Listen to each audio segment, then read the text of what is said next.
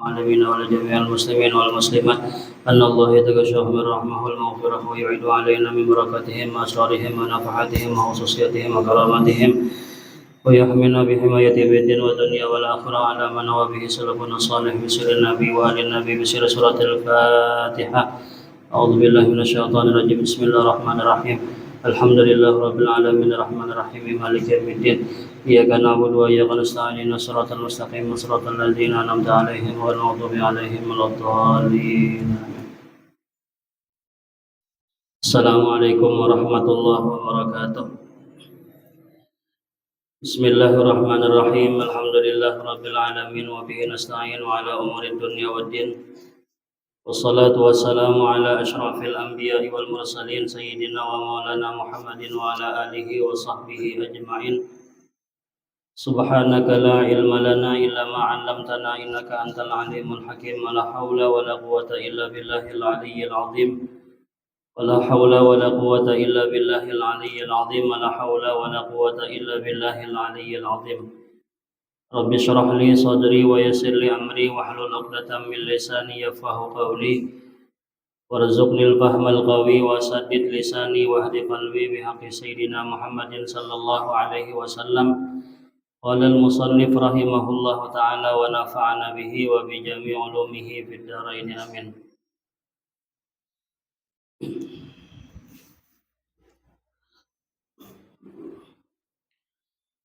Wa yaqulu alaihi salatu wassalam iddahinu libban. Wa qala alaihi salatu wassalam man kana lahu sya'ratun falyukrimha ay liyasunnaha 'anil awsakh. Dan bersabda Nabi alaihi salatu wassalam, iddahinu libban. Kata Nabi, hendaklah kalian itu meminyaki akan rambut-rambut kalian itu sewaktu-waktu. Artinya sewaktu-waktu ini artinya kadang-kadang. Nah, jadi jar Nabi, hendaknya kalian itu meminyaki rambut-rambut kalian terkadang-kadang atau sewaktu-waktu. Artinya jangan rancak benar nih lah. Itu dikatakan dalam hadis yang lain, Rasulullah itu sidin setiap hari itu meminyaki rambut dan menyisir rambut sidin itu adalah 2 kali. Baik itu menyisir rambut atau menyisir janggut sidin itu sebanyak 2 kali dalam sehari. Nah, jadi artinya jarang-jarang aja nih lah. Dan kemudian bersabda Nabi alaihi salatu wassalam, man kana lahu sya'ratun falyukrimha. Barang siapa adalah baginya memiliki rambut, maka hendaklah dia memuliakan akan dia. Ay liyasunnaha 'anil awsakh, bahwa memeliharalah dia rambutnya itu daripada kotoran. Nah, jadi ujar Nabi, bila bisian rambut maka hendaknya dipelihara atau dijaga rambut tadi daripada kotoran. Boleh aja kita ini rambut panjang ya kan. Rasulullah itu kan dalam hadis rambut sidin itu terkadang dipendekkan sidin sampai setengah telinga, kadang menyentuh akan lalamakan telinga, dan kadang-kadang sampai sebahu, dan kadang-kadang antara lalamakan telinga lawan bahu. Nah, itu rambut Rasulullah itu ya, kalau kita ukur lawan kita sekarang ini kan agak terpanjang lah ya, kalau lah rambut Nabi itu sampai sebahu. Nah, tapi Rasulullah itu rambut beliau yang panjang itu dipelihara sidin, dijaga sidin. Artinya mun kita hendak mengumpati sunnah Rasulullah rambut panjang sampai telinga atau sampai bahu, nah maka hendaknya sunnah memelihara ini pun dijaga juga. Ini rambut panjang pada taurus pulang malah, baik rambut handap aja sama sekali daripada panjang tapi kada taurus. Jadi disisir atau diminyaki lah.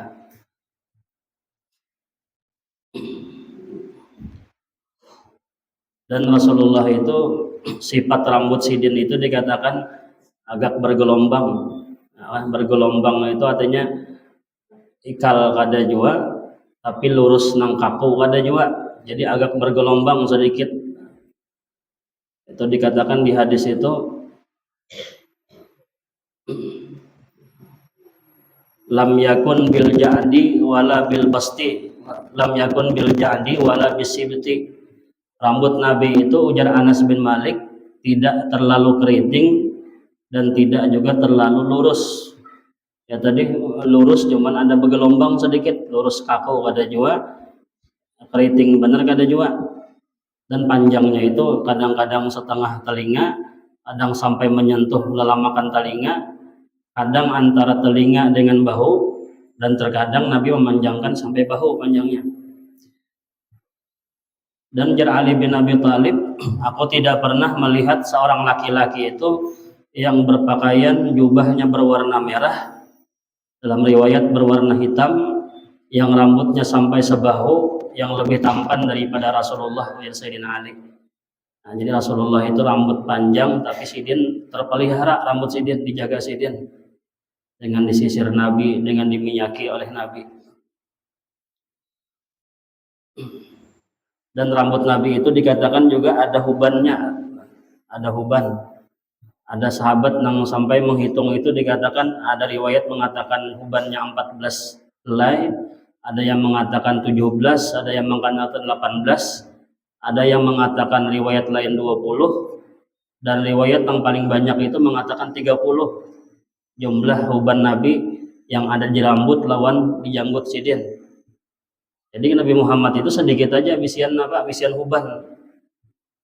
Dan Nabi itu bila diminyaki Sidin, rambut Sidin itu, maka ujar sahabat, ujar Anas, kami kadang melihat lagi huban yang beberapa helai tadi, karena saking sedikitnya huban Nabi. Ada yang mengatakan 14 dan paling banyak mengatakan 30 helai janggut huban Rasulullah. Dan huban itu makruh dicabut lah. Jadi dibiarkan aja huban itu, jangan dicabut. Karena ujar Nabi, ada larangan dari Nabi di hadis itu, la tantifu syaiba fa innahu nurul muslim yaumal qiyamah. Ujar Nabi, jangan kalian cabut uban-uban itu. Kenapa? Karena bahwasanya uban itu menjadi cahaya orang Islam nanti di hari kiamat. Jadi orang Islam itu kena menambah cahaya daripada, selain cahaya wajah dan kaki mereka daripada bekas wudu, itu juga uban-uban itu ujar Nabi menambah cahaya di hari kiamat. Nah, jadi makruh, makruh. Imam Syafi'i mengatakan makruh, Imam Abu Hanifah mengatakan makruh. Itu dicabut, jangan dicabut uban tadi. Dan bahkan ujar Nabi dalam hadis yang lain, man syaba syaibatan fil Islam kutiba biha hasanatun wa hutta anhu biha khati'atun wa rufi'a lahu biha darajatun.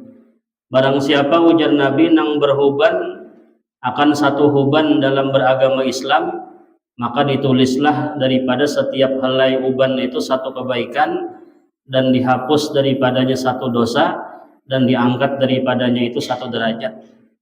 Jadi hitung per helai. Jadi setiap helainya itu diberikan Allah satu pahala, dihapus satu dosa, dan diangkat satu derajat. Jadi ada keutamaannya uban ini lah. Nah, makanya karena bila uban ini kan kada boleh disemer dengan warna hitam, kada boleh, dicabut pun kada boleh. Jadi seadanya aja. Karena bila bersemer hitam ini kena jadinya menipu orang, hukum menipu. Kepada anum aja sekalinya behuban sudah. Terkecuali dua hal dalam agama kita itu nang boleh menyemir rambut nang behuban dengan hitam, itu apabila ketika menghadapi musuh ketika perang, dan yang kedua adalah seorang istri nang supaya terlihat anum di hadapan suaminya boleh. Kalau gini misalnya banyak behuban disambar warna hitam, supaya laki ini palihat anum terus bahasa kita, supaya jar laki ini anum bener gini kun aja, padahal behuban sudah, atau mahimungi lagi kada bapak. Nah, jadi sebagaimana menghitamkan rambut nang putih kada boleh, memutihkan rambut nang hitam pun kada boleh, supaya terlihat pina berwibawa bahasa kita nih lah. Asalnya seorang rambut nih hirang aja, kemudian disamir warna putih supaya terlihat bina berwibawa. Nah ini jangan, ini makruh, ada yang mengatakan haram hukumnya.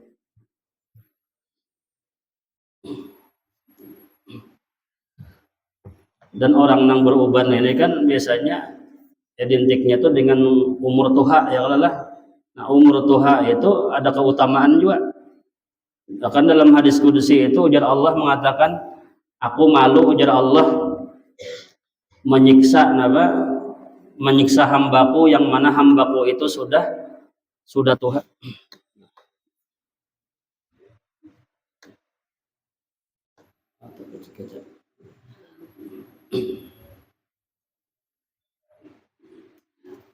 Nah, jadi ujar Allah dalam hadis kursi, demi keagunganku dan kemuliaanku, aku ujar Allah malu menyiksa hambaku itu nang sudah tuha. Jadi bila sudah di atas umur 60, itu bila sudah tuha dan beruban, itu ujar Allah demi keagungan dan kemuliaanku, aku malu menyiksa hambaku itu. Nah, jadi orang-orang nang tuha itu orang yang diberikan Allah kemuliaan.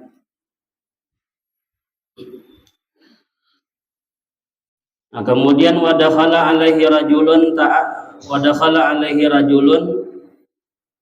sa'irur ra'si as'asul lihyah wa qala amakana lihadza dahnun yuskinu bihi sya'ruhu summa qala yadkhulu ahadukum ka'annahu syaitan.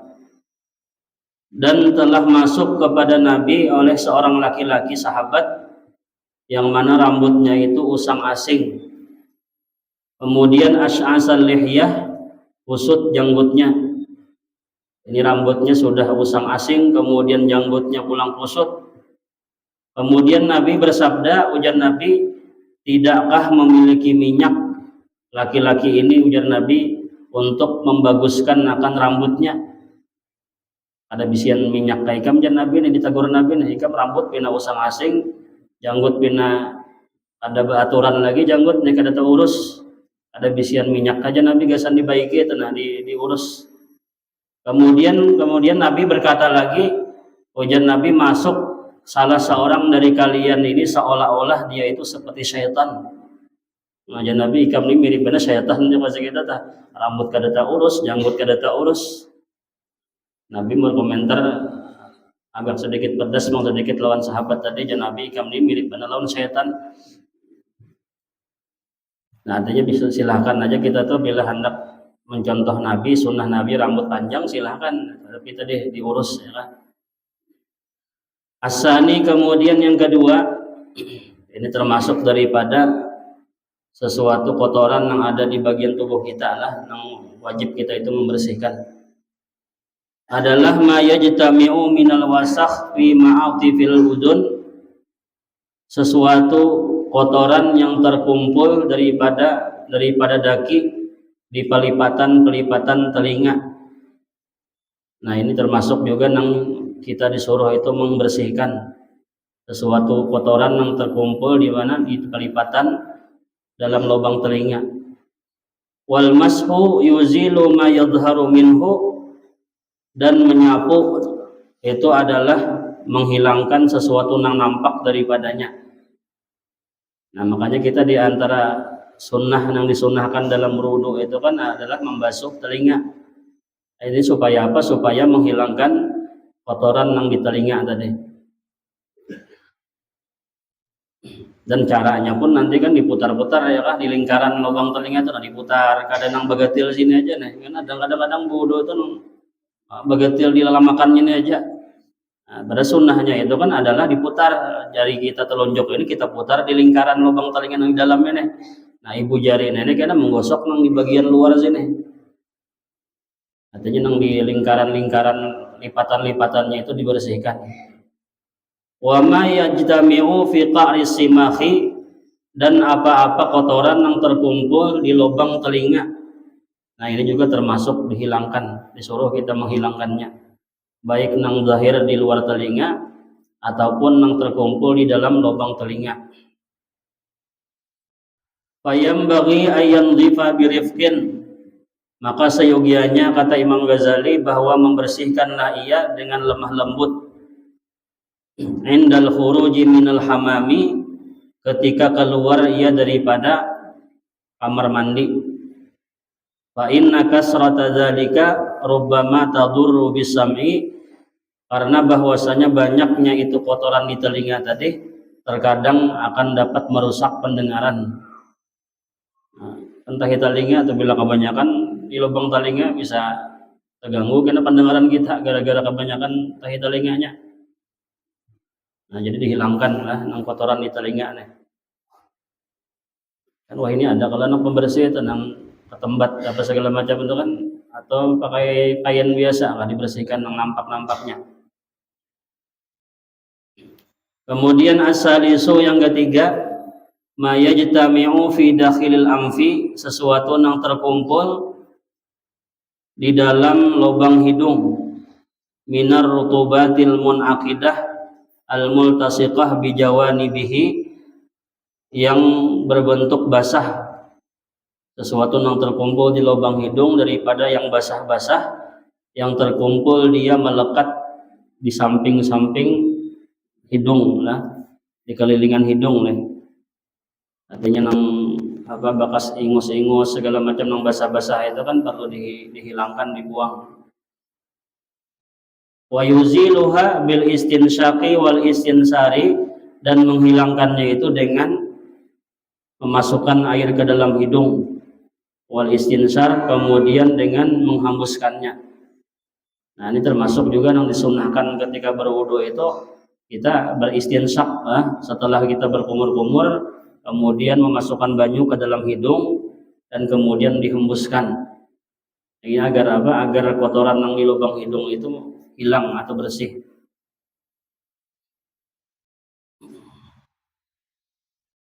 Kemudian ar-rabi'u yang keempat, ma yajtami'u 'alal asnani wa tarfil lisani, sesuatu yang terkumpul di gigi, wa tarfil lisan, dan kemudian di ujung lidah, minal qalhi, daripada kotoran atau lendir.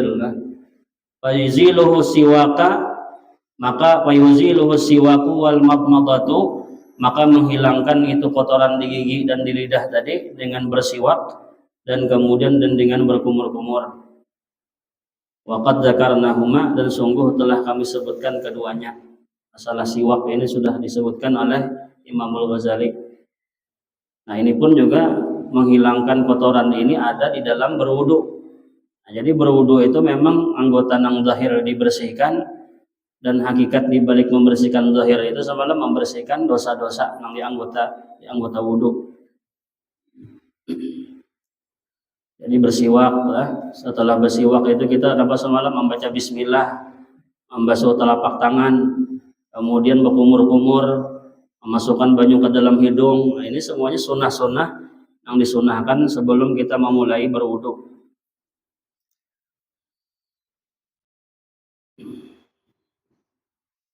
Al-khamisu, kemudian yang kelima, ma yajtami'u fil lihyah minal wasakhi wal kummali, sesuatu yang terkumpul pada janggut, minal wasakhi, daripada kotoran, wal kummali, dan kutu.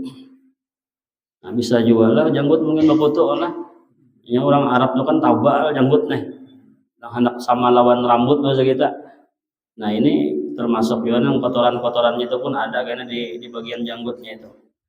Idza lam yata'ahad, apabila tidak bersungguh-sungguh, apabila kada bersungguh-sungguh dibersihkan jasidin, maka terkumpul karena apa? Kotoran-kotoran, bahkan akan berkutu dari janggut tadi.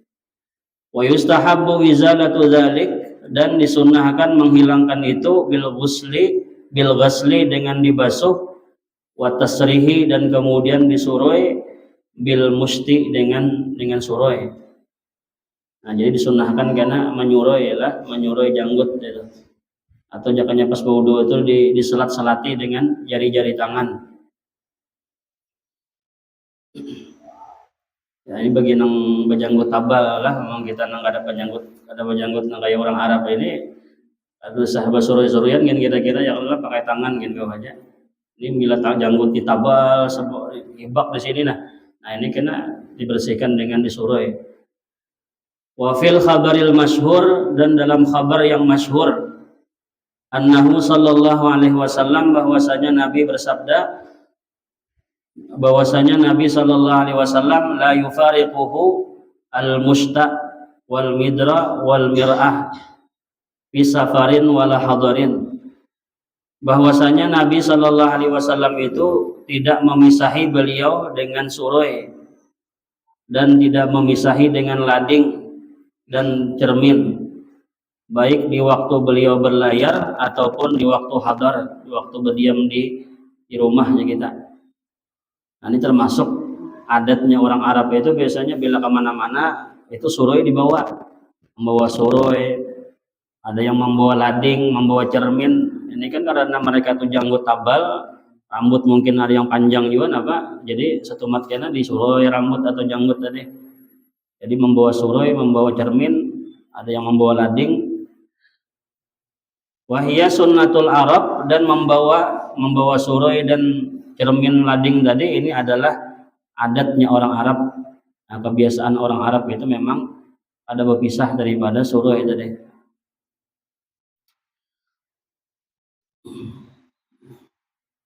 Jadi mun kita wah ini mah umpatin kayak itu kata Bapak ya kan. Memang sunnah Nabi kan kayak itu. Jangan diolok-olok ya nak. Wah ini aja kada berpisahan lawan suroi aja. Bila anu bana agak benar aja bahasa gitu adalah. Padahal itu sunnah Nabi dikirainya nih ada aja bah mau suroi ke mana-mana. Betajakan dia apa adanya nih di kantong belakang selawar apa. Atau sunnah Rasulullah. Biasanya nama olok-olok kan karena kada tahu ya kah itu sunnah Nabi. Wa fi khabarin gharib, dan dalam hadis yang gharib, annahu sallallahu alaihi wasallam kana yusarrihu lihyatahu fil yaum marratain, bahwasanya Nabi itu beliau menyuroi akan janggutnya dalam sehari itu 2 kali. Dalam riwayat lain rambut sidin pun demikian, ya kan disuroi oleh Nabi dalam sehari itu sebanyak 2 kali. Bahkan dalam hadis yang lain pun hendak guring pun Nabi Muhammad tuh sampat aja sih bersuroi dulu. Ada suroi sidin, janggut sidin, rambut sidin dulu. Tapi tadi jarang-jarang aja lah Nabi nang rambut tebal ataupun janggut nang tebal aja jarang-jarang aja. Namun kita nambah banyak berambut nih jangan tapi rancak banget juga ya kah. Namun hendak ngumpati Nabi itu ada 2 kali sehari sedang aja man bersuroi itu. Namun berlebihan benar itu kena membuang-buang waktu pula. Terbuang-buang waktu nang ada tapi perlu benar tuh. Namun 2 kali itu kan memang sunnah Nabi 2 kali sehari. Wa kana sallallahu alaihi wasallam kasallihiyah, dan adalah Nabi itu janggut beliau tebal. Nah, jadi artinya walaupun janggut Nabi tebal itu beliau sehari itu 2 kali menyisir janggut sidin. Dan panjangnya pun dalam riwayat itu kan sekacakan gini aja nih. Kalau kita mengacak itu kan setapak tangan gini. Jadi kadang panjang nang sampai ke parut misalnya sampai ke dada ada dah. Di situ panjang janggut Nabi itu kurang lebih setelapak tangan lah panjangnya ke bawah itu. Wa kadzalika kana Abu Bakrin, dan seperti itu juga Abu Bakar. Abu Bakar pun beliau punya janggut tebal. Wa kana Utsman tawilul lihyah raqiqaha, dan adalah Sayyidina Utsman bin Affan itu janggutnya itu panjang dan tipis. Ya kan panjang tipis. Nah, kalau Nabi ini kan panjangnya sedang aja dan tebal janggut Nabi. Wa kana Aliyun aridul lihyah qad mala'at ma baina mankibaihi, dan adalah Sayyidina Ali itu janggut beliau itu lebar. Nah, janggut Nabi itu janggut Sayyidina Ali itu lebar dan sungguh memenuhilah antara 2 wihang sidin. Nah, ini wihang apa nih di bawah telinga nih ya kan, tulang wihang nih sampai wihang sebelah sini. Ini sampai menutup sampai janggut Ali itu lebar. Jadi kadang di bawah dagunya aja tapi melebar sampai takuliling nih lah sampai wihang ke wihang sebelahnya.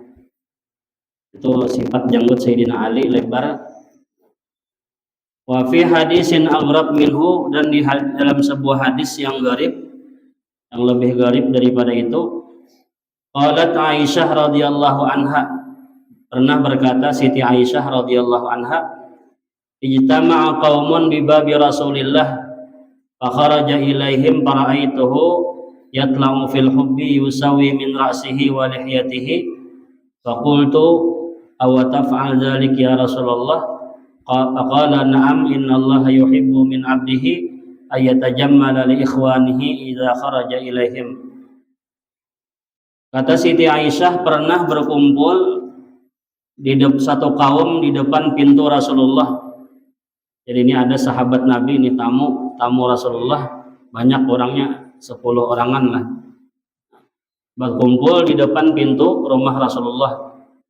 Kemudian Siti Aisyah, beliau melihat Rasulullah itu, beliau merapi-rapikan akan rambutnya dan merapikan akan janggutnya. Fakultu, kemudian kata Siti Aisyah, aku bertanya, awataf'al dzalik ya Rasulullah, apakah pian memperbuat demikian wahai Rasulullah? Artinya kayak inilah Rasulullah harusnya nih adabnya bila bertamu lawan orang, lawan tamu harus dirapiakan rambut dulu, harus disuruh janggut dulu. Kayak inikah wahai Rasulullah nih kita adabnya nih. Faqala, kemudian Nabi bersabda, Nabi menjawab, iya, kata Nabi, sesungguhnya Allah itu cinta kepada hambanya bahwa dia itu berelok-elok bagi saudaranya apabila dia ingin keluar menghadap mereka.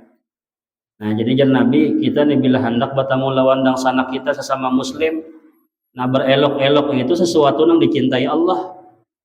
Nah, jadi artinya kada bapak kita tuh bila hendak keluar rumah, hendak ke pengantin kah, hendak ke saruan kah, hendak ke majelis kah misalnya, berapi-rapi dulu, bagus-bagus, kada bapak. Itu malah sesuatu yang dicintai Allah. Ada yang asal-asalan kita berhadap lawan saudara aja kan. Jadi kita lawan saudara ini perlu menghormati juga, artinya menghargai ketika berhadapan dengan yang sanak kita yang di luar rumah. Jadi Nabi itu beliau selalu berelok-elok, berbagus-bagus, merapikan janggut dan rambut sidin.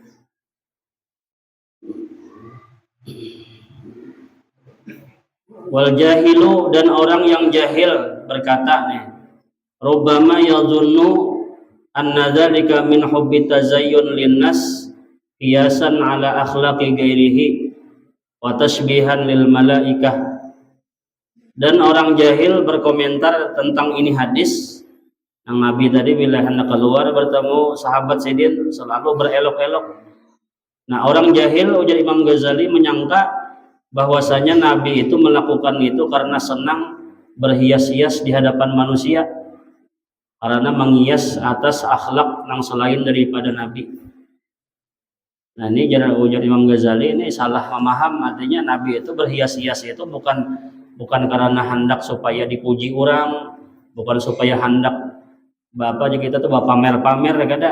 Tapi Nabi itu berhias-hias ketika hendak keluar menghadapi saudara itu adalah untuk menghargai saudaranya yang sesama muslim. Kita hendak keluar rumah, baju dirapii, misalnya kan rambut disuruh, karena pulang berminyak harum, baju itu bagus saja kada bapak, itu sunnah Nabi supaya kita menghargai daripada saudara kita yang kita temui. Bahkan siapa pernah Habib Umar Hafiz di Hadramaut kan sidin waktu minyak harum sampai ke tangan-tangan digosok sidin, minyak harum di tangan ini ditakuni orang, bib kenapa bib bila minyak harum itu sampai ke tangan-tangan pian sapui. Ujar Habib Umar tadi menjawab, aku menghormati hidung orang mencium tanganku jadi sidin. Nah, coba kan kita misalkan tangan kita dibau kan mentajium bau apa, bau acan, bau jaring, macam-macam. Kasihan orang mencium ke tawahin-wahin menciumnya kita. Artinya kita pemilik harum tangan di harum-harumi ini supaya kena ada yang bersalaman itu dihormati hidung mencium tangan kita tadi. Bukan hendak nang pamer-pamer lawan minyak harum misalnya, atau hendak berhias-hias di hadapan manusia kada. Nah, jadi niatnya kita tadi bila umpama anak harum itu supaya menghargai, menghormati saudara kita yang kita temui. Bahkan ujar murid sidin adalah ada murid sidin yang di Hadramaut itu orang Banjar juga berkisah minyak harum yang dipakai Habib Umar itu jutaan harganya, sebotol halus itu aja hampir jutaan harga minyak harumnya. Jadi sekali memalit itu mau dihitung-hitung sekali memalit itu bisa ratusan ribu sekali memalit. Nah, saking larangnya tuh minyak gaharo asli bujur-bujur solingan daripada kayu gaharo. Mulai kita ini kan minyak gaharo tapi sudah nang bercampur-campur macam-macam juga. Musidin itu dasar asli bujur-bujur minyak gaharonya. Jadi botolnya halus barang itu aja harganya jadi jutaan harganya di sana dijual tuh.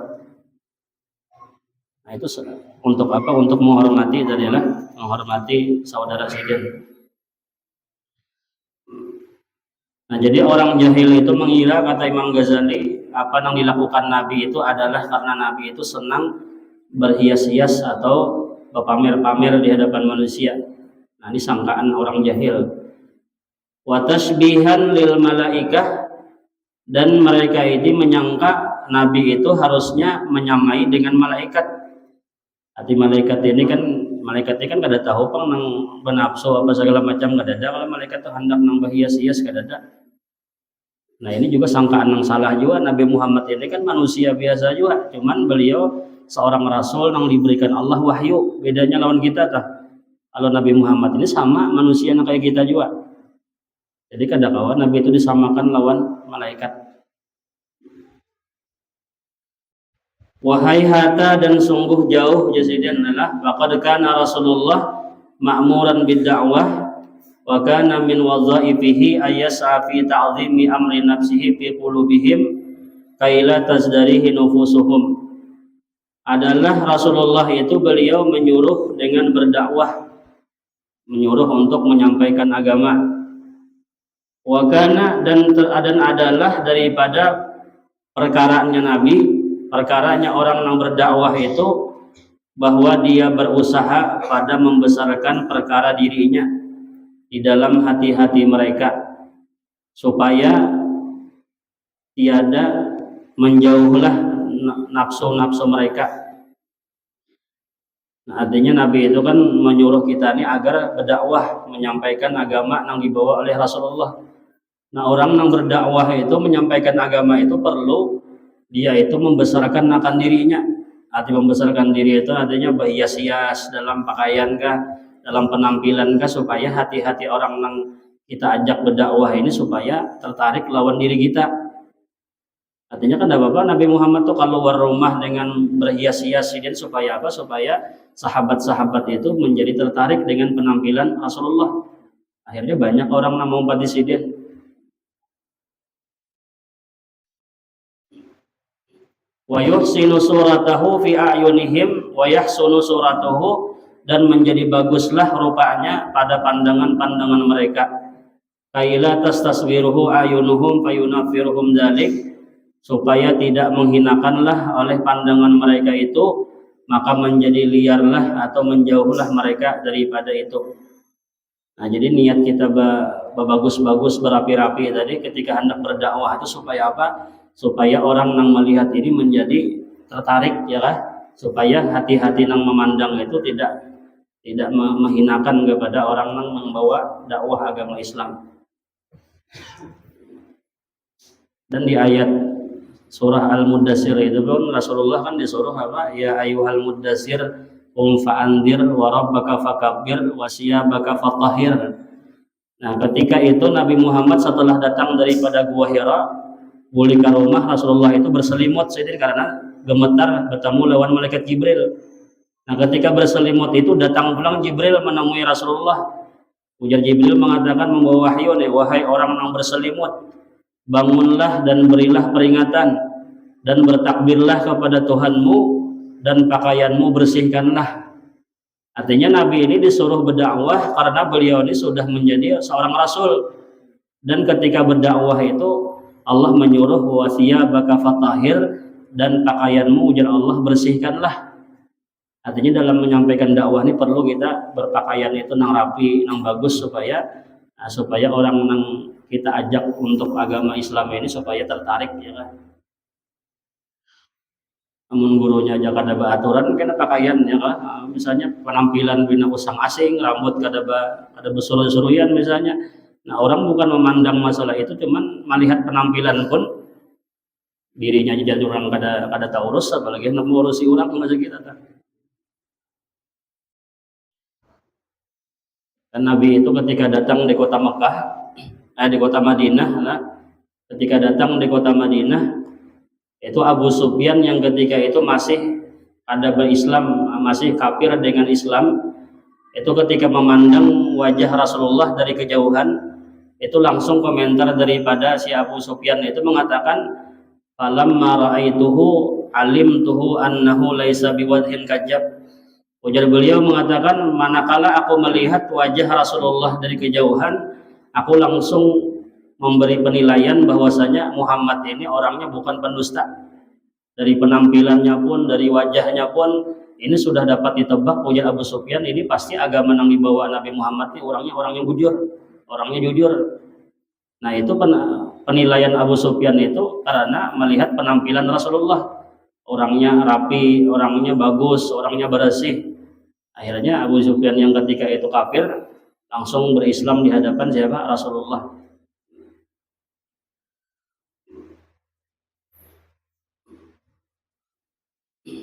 Ujar ulama pula mengatakan, man lam yanfa' lahzuh lam yanfa' kalamuh. Orang yang tidak bisa memberi manfaat penampilannya, maka tidak akan bisa diambil manfaat ucapannya. Nah, sedangkan penampilan aja kada kawa diambil pelajaran ya kita, apalagi ucapannya. Artinya perlu kita sebagai orang yang mengajak kepada agama Islam tuh guru kah, atau orang yang menjadi khatib Jumat kah misalnya, perlu berpenampilan. Nah, penampilan itu pun sudah menjadi apa? Menjadi pelajaran bagi yang melihat.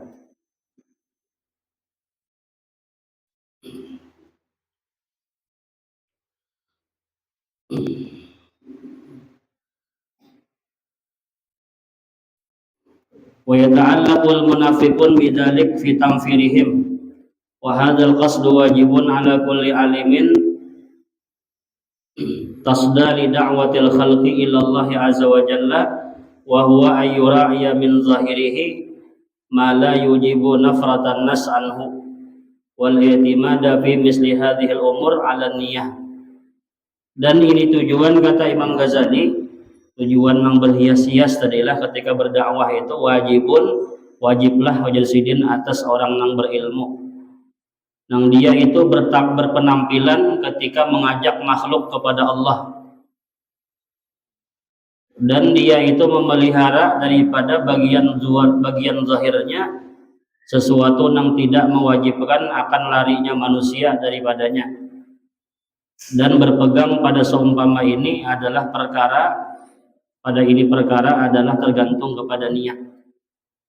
Nah, tapi kena walaupun seorang yang alim itu kita berpenampilan rapi, berpenampilan bagus di hadapan murid-muridnya, nah ini penting juga dijaga niat. Jadi kita hati-hati lah menjaga niat, karena kadang-kadang kena berpenampilan yang belayan pada orang ini bisa timbul niat apa, riya kah, atau ujub kah, kena sombong kah di hati. Nah, itu perlu dijaga. Artinya kita berpenampilan yang rapi di hadapan murid-murid itu supaya apa? Supaya manusia itu jangan menghinakan kepada ilmu. Di kitab Ta'alim Muta'alim itu dikatakan orang-orang di zaman dulu itu apabila orang alim, penampilan itu belain pada orang yang kada alim. Karena di kota di sana, di Mekah sana, orang alim kada alim itu ya sama-sama aja babulang juga. Jadi hampir-hampir kada dibedakan antara orang yang alim lawan kada alim. Bahkan buruh bangunan pun kadang-kadang ada jenang babulang ya lah, babulangnya bagamis macam-macam. Apakah setiap orang babulang itu alim? Berarti kada mesti juga. Nah, makanya orang-orang di zaman dulu itu membedakan alim kadanya itu karena itu apabila lengan baju ini lebar panjang nah kayak ini. Nah, ini ciri-cirinya orang dahulu itu orang alim. Karena mereka di zaman dulu itu apabila lebar lengan baju ini nyaman menyimpan kitab di situ. Nah, jadi bila belajar kepada guru, menyimpan kitab tuh di sini aja, masukkan dalam sini, bawa di wadah guru tuh. Ganti model tas gitu, batas itu kan kena belayan wadahnya. Nah, kemudian pulang di zaman dulu itu bedanya orang alim lawan orang yang kada alim, bulangnya itu lebih ganal. Ujar Imam Az-Zurjani di kitab Ta'alim Muta'alim itu, azimu amaimakum, ganalkanlah bulang-bulang kalian. Ini supaya membedakan bulang orang yang biasa lawan bulang seorang ulama. Nah, itu diganali supaya terbeda antara orang yang biasa lawan orang yang alim.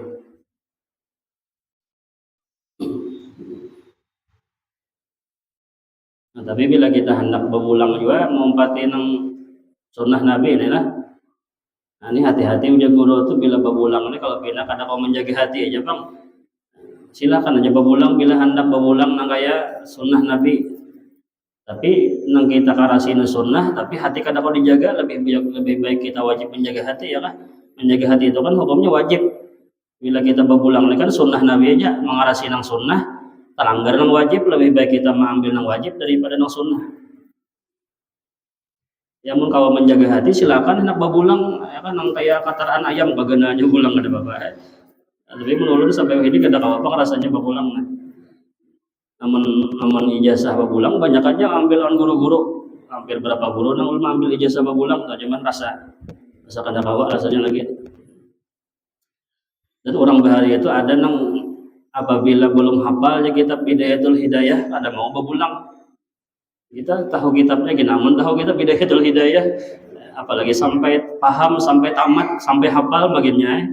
Orang bahari itu bilanya kada hafal Bidayatul Hidayah karangan Imam Ghazali juga kan. Nah ini kada mau babulang. Imam Ghazali ini kan kitab tasawuf itu bertahap-tahap sidin. Tasawuf nang paling rendah Bidayatul Hidayah. Nah, di atas Bidayah itu pulang ada Minhajul Abidin nang penangahan. Nah, tasawuf nang paling tinggi Imam Ghazali ini kitab Ihya ini. Nah, jadi bila kada hafal orang bahari kitab Bidayah itu kada hafal berulang. Wah ini jurumiyah kada hafal, Bidayah kada tahu ya kah? Berulang mungkin benar berulang. Kada tahu jadi lilitakannya itu ulas tilam enggak apakah kada tahu ya. Kada suah apa mau nemuin nang bulang sampai kayak itu gananya tadi lilit bisa jopang 2-3 buting kira-kira kainnya ya kan. Jadi wah ini ujar ulama itu sudah tasyabuh antara orang alim lawan kada alim tuh hampir-hampir sama aja juga. Yang di Babulang ada juga, yang kada alim ada juga. Di Martapura itu kan apa kurangnya di Martapura tuh orang alim banyak, nang alim-alim. Imam Sakumpo ada Guru Sa'duddin itu kan alimnya luar biasa din. Adalah pernah Babulang, ada kalau pernah Babulang kan. Banyak di Martapura tuh ulama-ulama nang alim-alim, Guru Muas, Guru siapa tuh banyak nang kada Babulang sih din.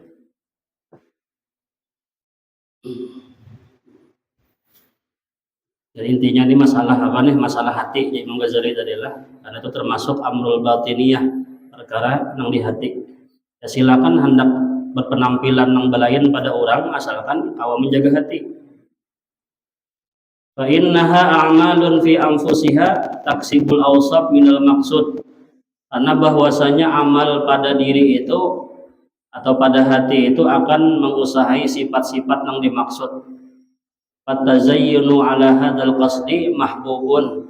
Maka berhias-hias atas ini tujuan itu disunnahkan. Nah, tujuan yang bagus tadi adalah untuk supaya murid-murid ini jangan menghinakan akan ilmu atau manusia yang kita ajak ini tidak menghinakan kepada ilmu. Jadi bila sudah jadi tuan guru itu, jadi guru pesan guru bahari jangan bakal lakuan yang kayak orang biasa. Bedakan kenapa? Karena nih bila kita bakal lakuan yang kayak orang biasa, ini karena menghinakan lawan ilmu. Jadi orang jadi guru itu pakaian dibagusi supaya apa? Supaya jangan menghinakan ilmu. Amun gurunya berpakaian selawar lepes berabit nang dilintuhut sini nah ini orang apalagi orang tahu misalnya nih guru si anu nah kenapa pakaian kayak anak muda aja kita nih lah. Nah ini kita bisa disambati orang ilmu. Akhirnya ilmu nang dihinakan jadinya.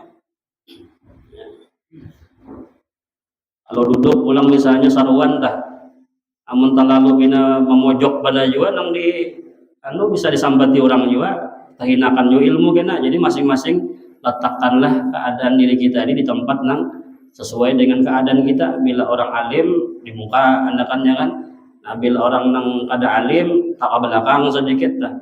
Amun orang alimnya memojok atau juga memojok aja, nah ini kena jangan dihinakan ilmu. Jadi bukan berarti kita tuh hendak minta muliakan kamu tuh kada karena hendak memuliakan ilmu itu tujuannya tuh.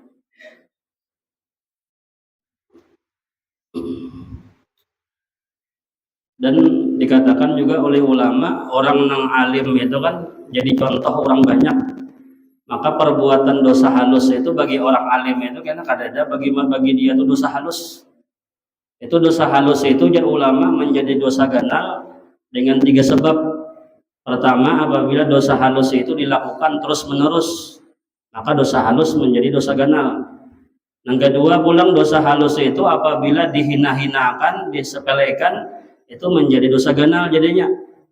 Dan yang ketiga, dosa halus itu akan berubah menjadi dosa ganal apabila yang melakukannya ini adalah orang alim.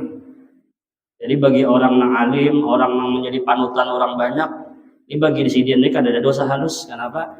Karena dicontoh orang jadinya dikira orang yang digawe si dia ini sunnah kan, apakah padahal dosa hukumnya.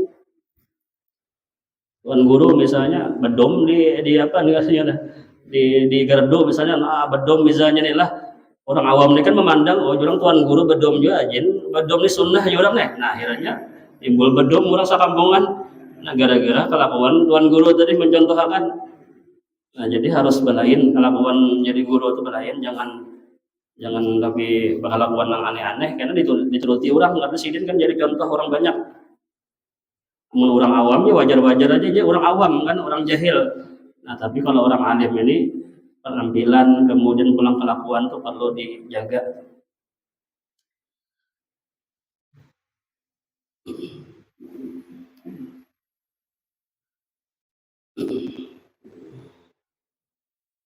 Siapa sudah? Wa hadhihi ahwalun batinah bainal abdi wa bainallahi azza wajal. Dan ini perkara keadaan yang batin ini jasidin adalah antara hamba dan di antara Allah Subhanahu wa taala. Nah, jadi menampakkan sesuatu yang elok di hadapan makhluk tadi ini perlu menjaga hati, ya kan? Perlu dijaga hati. Dan tahu niatnya masing-masing itu antara inya nang ampun diri lawan antara Allah. Namun kita nang layan ampun diri ini paling kita menilai zahir aja. Sidin tuh aja, pina bapakayan, pina anu terus aja, sombong tuh kira-kira tuh aja, pamer aja. Ya kan manusia dia memandang itu zahir aja nang dipandang.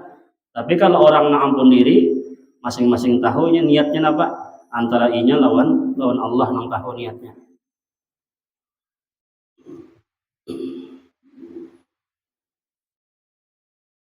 Wan naqidu basirun wa talbisu ghairu rabihin. Dan orang yang mengkritik itu hanya sekadar bisa melihat zahir. Nah, jadi orang yang melihat zahir itu ya kadang-kadang mengkritik, kadang-kadang menyangka yang kada baik. Dia melihat sekadar penampilan yang zahir. Wa talbisu ghairu rabihin alaihi bihalin. Adapun orang yang melakukan talbisnya artinya berpura-pura, berpakaian kayak orang alim padahal kada alim. Nah, berpenampilan berpura-pura di sini ghairu rabihin alaihi, maka tidak ada keuntungan atasnya. Kemudian wakaf min jahilin. Allah alam. Allah alam bisawab. Mudah-mudahan ada manfaatnya, mudah-mudahan diberikan paham oleh Allah Subhanahu wa taala, menjadi ilmu yang bermanfaat kepada kita seberatan. Mudah Allah mengampuni dosa kita, orang tua kita, dan guru-guru kita diampuni Allah Subhanahu wa taala. Dan mudahan dengan berkat kita berkumpul di tempat ini, mudahan terkumpul beratan dalam syurga-Nya Allah bersama Rasulullah sallallahu alaihi wasallam. Dan mudahan kita beratan diwafatkan dalam keadaan husnul khatimah, mati membawa iman husnul khatimah, masuk surga bighairi hisab. Ala hadhihi niyyat wa ila hadratin nabi al-fatihah. A'udzubillahi minasyaitonir rajim. Bismillahirrahmanirrahim.